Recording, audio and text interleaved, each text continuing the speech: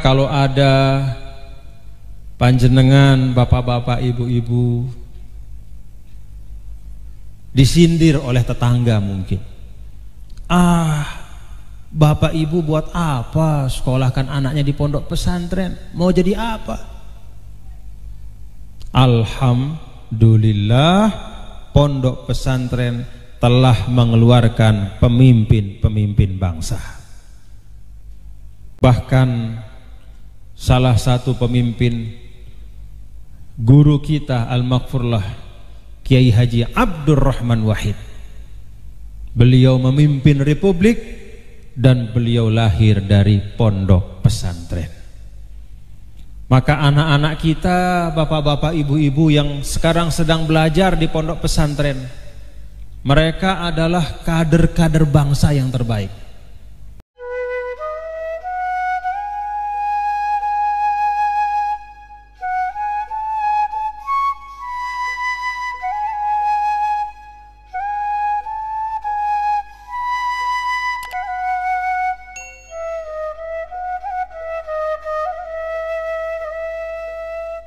Saya kebetulan sekarang diamanahkan sebagai gubernur. Ilmu saya semuanya dari pondok pesantren. Maka kalau ada panjenengan, bapak-bapak, ibu-ibu disindir oleh tetangga mungkin, bapak ibu buat apa sekolahkan anaknya di pondok pesantren, mau jadi apa? Alhamdulillah, pondok pesantren telah mengeluarkan pemimpin-pemimpin bangsa. Bahkan salah satu pemimpin, guru kita Al-Maghfurlah Kiai Haji Abdurrahman Wahid, beliau memimpin republik dan beliau lahir dari pondok pesantren. Maka anak-anak kita, bapak-bapak, ibu-ibu yang sekarang sedang belajar di pondok pesantren, mereka adalah kader-kader bangsa yang terbaik. Kalau panjenengan, bapak-bapak, ibu membaca di koran, di luar, di sekolah-sekolah, di universitas, perguruan tinggi, bahkan tidak jarang SMA, bahkan ada juga SMP, anak-anaknya terpapar atau menjadi pemakai narkoba, rusak akalnya, rusak pikirannya. Alhamdulillah, di pondok pesantren insya Allah tidak akan terjadi seperti itu. Maka pondok pesantren tidak hanya menjadi tempat persemaian ilmu, tetapi juga insya Allah tempat pengkaderan calon-calon pemimpin bangsa. Ini yang dilakukan oleh guru kita Al-Maghfurlah Kiai Haji Abdul Wahid Zuhdi. Usia beliau hanya 49 tahun, tapi sejak saya datang lebih dari 2 kilometer sebelum tempat acara kita, berduyun-duyun umat datang untuk bersama hadir di haul ini. Kenapa umat datang? Di dalam sebuah hadis qudsi disampaikan, di dalam sebuah hadis Nabi kita, Nabi besar Muhammad sallallahu alaihi wasallam, disampaikan bahwa idza ahabballahul abda nada Jibrila inni uhibbuhu fa ahibbahu.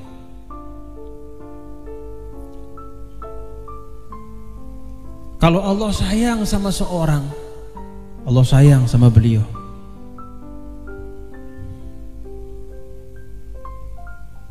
Abdul Wahid Zuhdi rahimahullah rahmatal abrar, guru kita.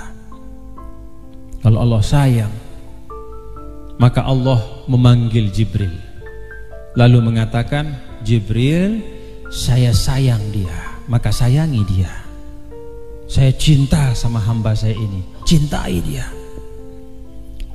Lalu Jibril yunadi fis sama, berseru di atas langit kepada semua malaikat, semua penghuni langit yang mulia-mulia, hamba-hamba Allah al-mukarramin, al-muqarrabin. Sesungguhnya aku mencintainya, maka cintailah dia. Maka semua ahlus sama mencintai dan mendoakan orang itu. Kalau di atas sudah penuh dengan cinta, maka cinta itu akan mengalir ke atas bumi. Itulah yang menarik hati manusia datang ke tempat ini. Betul? Ada yang kemari dibayar? Jalannya gelap, tidak ada aspal, malam-malam, syukur-syukur tidak masuk sawah kita. Syukur-syukur. Paling penerangannya lilin, lampu di samping kiri kanan sawah itu. Mulai acara jam 9 lah, nggak tahu selesainya jam berapa nih. Mungkin lewat tengah malam. Jadi beracara kita 2 hari, yaitu hari Ahad dan hari Senin masuknya. Tempatnya jauh, gelap, tengah malam. Apa yang mendorong hati kita hadir? Mahabbah. Maka kalau ingin bapak-bapak ibu-ibu, panjenengan bapak-bapak ibu-ibu, agar kita mendapatkan kecintaan dari Allah, lalu kecintaan Allah itu mengalir kepada malaikat Jibril, lalu mengalir kepada semua malaikat, lalu tertumpah ke atas bumi, maka lakukanlah apa yang beliau lakukan.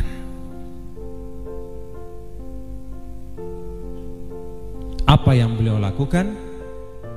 Menyebarkan ilmu dan mendidik anak-anak muda bangsa. Alhamdulillah.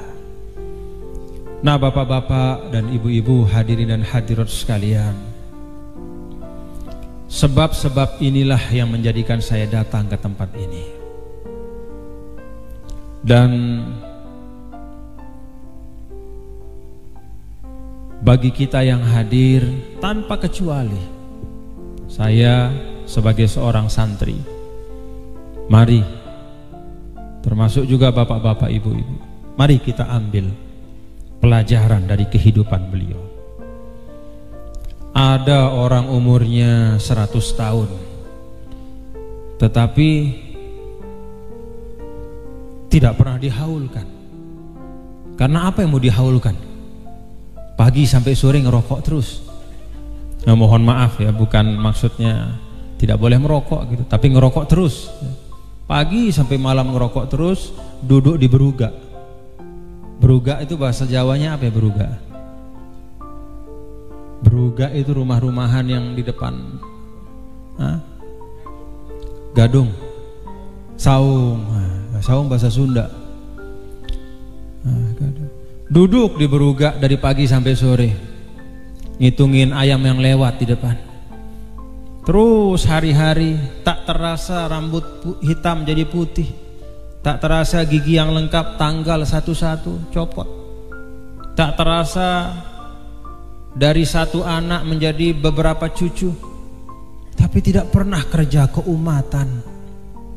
Minimal kalau ada gotong royong, dia tidak mau ikut juga. Tidak pernah ada kebaikan yang dia tanam, tidak pernah ada amal yang dapat dirasakan manfaatnya oleh orang lain. 100 tahun usianya, jangan harap ketika dia meninggal ada orang yang sanggup menempuh jalan sawah gelap-gelap datang ke rumahnya. Kenapa?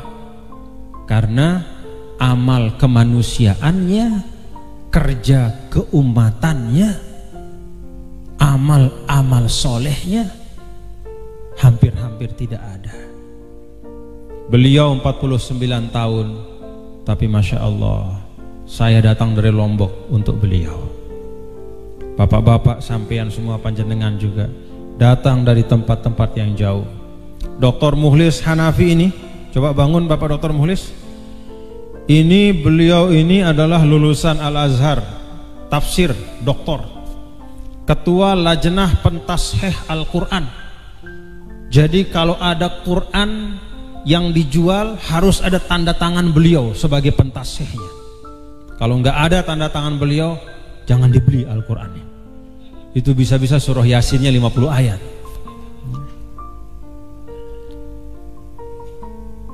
Beliau ini baru kemarin datang dari Rusia.